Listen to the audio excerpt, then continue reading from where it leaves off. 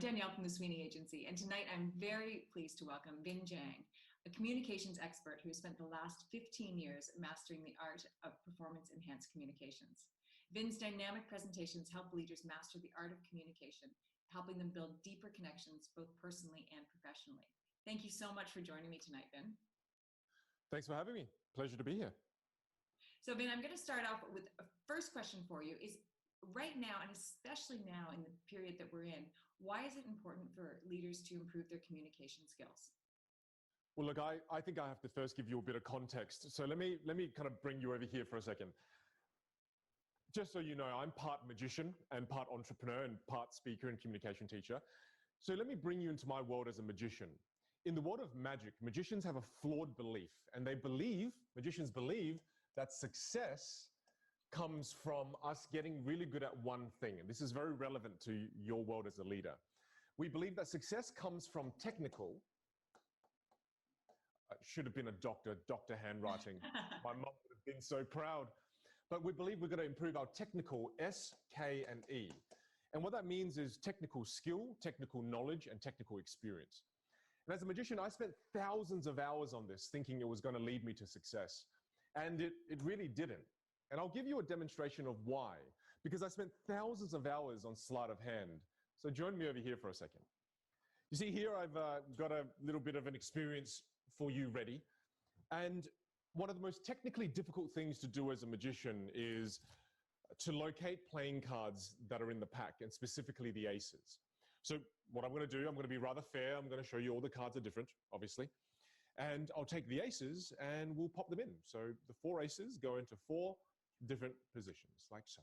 Okay? So you can see fairly clearly. Now, to find the aces now is going to be something that's rather difficult. If you were here, I'd give you the opportunity to shuffle them, Danielle, but you're not.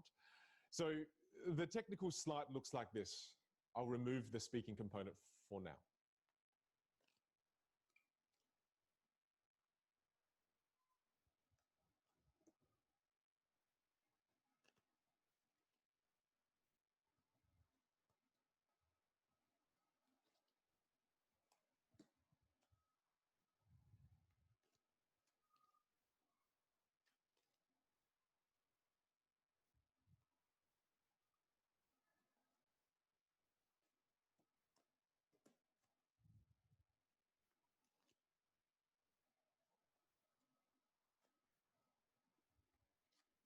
Watch closely.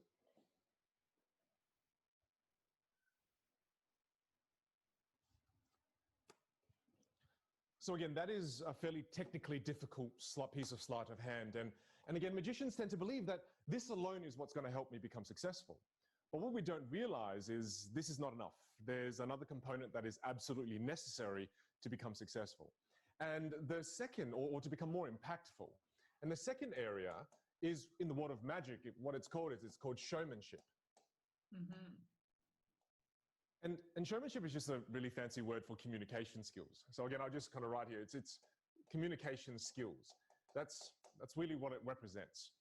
And what magicians had to learn is that, and leaders, and in all industries, I hope you can relate, and it's this simple lesson here, it's that you may be this good at what you do, a 10 out of 10 technically, but if your ability to communicate is only a 2 out of 10, do you think people perceive you to be a 10 out of 10 or a 2 out of 10? And the reality is you're only as good as you can communicate. This is why as leaders, it's so important for us to amplify the best parts of who we are. To amplify our leadership is pragmatically what that means is for us to improve our ability to communicate more effectively. Now I'm going to show you a little piece of magic that has the technical skills as well as the showmanship. And then just so you can experience the difference. So join me over here. Fantastic. This is great. Yeah, hopefully making a bit of an interactive experience virtually, right? So with magic with showmanship, it means that it's magic or the technical sleight of hand piece with communication skills. So we'll begin this experience now. People always ask magicians if they cheat in the casino, and the answer is absolutely, especially during the 1970s. And there were 2 pieces of sleight of hand that magicians would use that scare the crap out of the casinos. And they look like this. I'll show you. It took me about 6 months to learn this, but these are the 2 moves. The first one you saw it slightly before. Watch it again very slowly. It looks like this. 1, nothing in the hand before. 2, nothing in the hand afterwards. And this would freak the casinos out. But then the casinos gradually found out, and then they banned magicians from touching the cards. They banned people from covering the cards. So magicians no longer could use that move to cheat. So they evolved the move, and they now do something like this. I won't even cover the 5. Watch very carefully. I won't even cover it. It will change. 1, 2. If I shake it, it becomes the 7. So then this freaked the casinos out, and they became really worried, and they installed high-definition cameras and whatnot. So magicians, not only did they have to do this to cheat with sleight of hand, they had to learn how to use misdirection. So in learning misdirection, what magicians did is, now I'm going to show you what it feels like to be misdirected. So let's say we take any card out, for example, say the 3 of spades. Don't take your eyes off the 3 of spades. I'm going to show you 3 times. 1, 2, don't take your eyes off it. I'll push it forward, show you one last time. 3 of spades. Now take the 3 of spades and I'll put it here. And watch it go into the middle very clearly. Watch 1, 2. You see, did you see it go to my mouth? It's actually up here. And that's misdirection. But the experience of magic, or the technical skills combined with showmanship, is what amplifies magic. The same thing applies for leadership. A lot of the times you can learn all the technical things, all the lessons in leadership that you can. But if you don't communicate effectively, your leadership isn't amplified.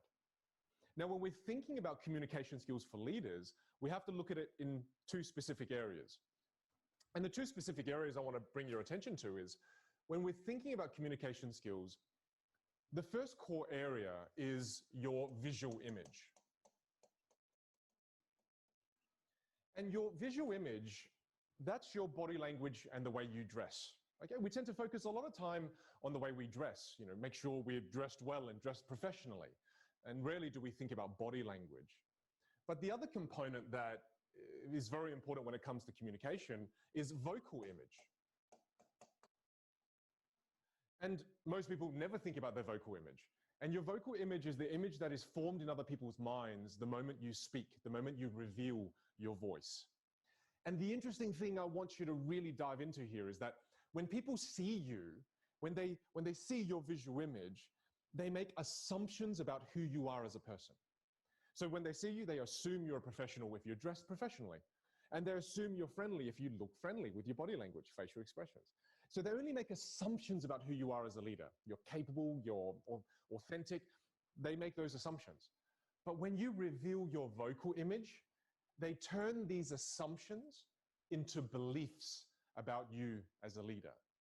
And I believe that as leaders, more than ever, we need to learn how to style ourselves visually and vocally to portray the best image possible in the minds of those we lead. To be able to be effective in these areas, I think, is critical right now.